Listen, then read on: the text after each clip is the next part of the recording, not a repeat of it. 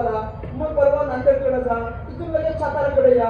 हे असं केवळवर भटकणं कोणी सांगितलंय? आपण कथा करू. कथा केलं म्हणजे आठवडाभर एकाच गावात हलू नये, चालू नये, काही नाही, एकाच गावात 8 दिवस राहायचं, काही चिंता नाही.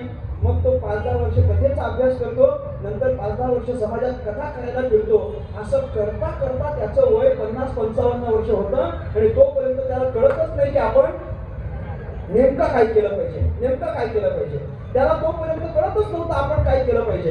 आता ज्याला कळतच नाही ना आपण काय केलं पाहिजे, त्याच्याकरता पण एक नवीन मार्ग झाला. विपर्यास करून घेऊ नका.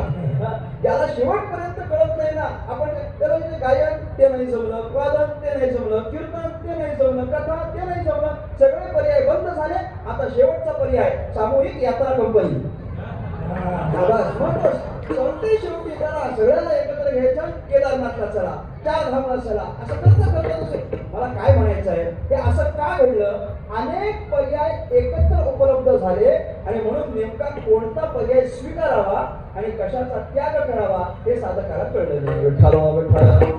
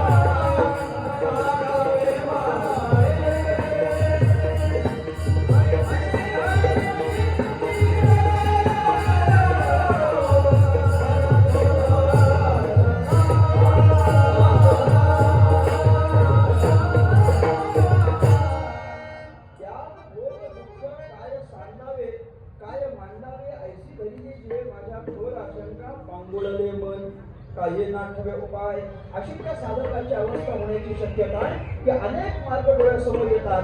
मग काय घ्यावं काय टाकून द्यावं हे त्याला कळत नाही. तुकाराम महाराज विचार करतात की या साधकाची या अनेक मार्गांच्या उपलब्धतेमुळे फसगत होता कामा नये म्हणून त्या वैष्णवाला उपदेश केला आहे. ही पहिली गोष्ट. आणि दुसरा उद्देश तुकाराम महाराजांचा असा आहे की बऱ्याचशा वेळेला वैष्णव सुद्धा आपल्या वैष्णव धर्माचं पालन करताना दिसत नाही. वैष्णवांनी वैष्णव धर्माचा स्वीकार केला पण त्यांनी वैष्णव धर्माचं पालन नाही केलं. वैष्णव धर्माचं पालन करताना चुकतात, वैष्णव धर्माचं पालन करताना गटांगळ्या खातात. पण असं वैष्णव धर्माचं पालन जेव्हा हरिभक्तांकडूनच होत नाही हे तुकाराम महाराजांना दिसतं, तेव्हा तुकाराम महाराज प्रवृत्त होतात या हरिभक्तांना शिकवण देण्याकरिता. यांना शिकवण देण्याकरिता आपण त्या वैष्णव मार्गाचं चोख पालन केलंय म्हटल्यानंतर या मार्गाचं प्रत्येकानं तशाच पद्धतीनं पालन केलं पाहिजे, अन्यथा वैष्णव मार्गाचा नाश होईल. वैष्णव मार्गाचं योग्य रीतीने जर पालन झालं नाही, वैष्णव धर्माचं हवं तसं जर पालन झालं नाही, तर हा धर्म तसाच्या तसा टिकून राहील का मला सांगा. वैष्णव धर्माच्या पालनामध्ये जर चुका झाल्या, वैष्णव धर्माच्या पालनात जर गफलत झाली, तर कदाचित हा धर्म वैष्णव धर्म टिकून राहण्यामध्ये अडचणी निर्माण होतील. म्हणून त्यांनी आपला वैष्णव धर्म योग्यरित्या सांभाळ केला पाहिजे. याकरिता तुकाराम महाराज उपदेश करण्याकरिता प्रवृत्त होता आणि या वैष्णवांना आपल्याच वैष्णव धर्माची जागृती तुकाराम महाराज करून देतात. अभंगाचं विष्णू माया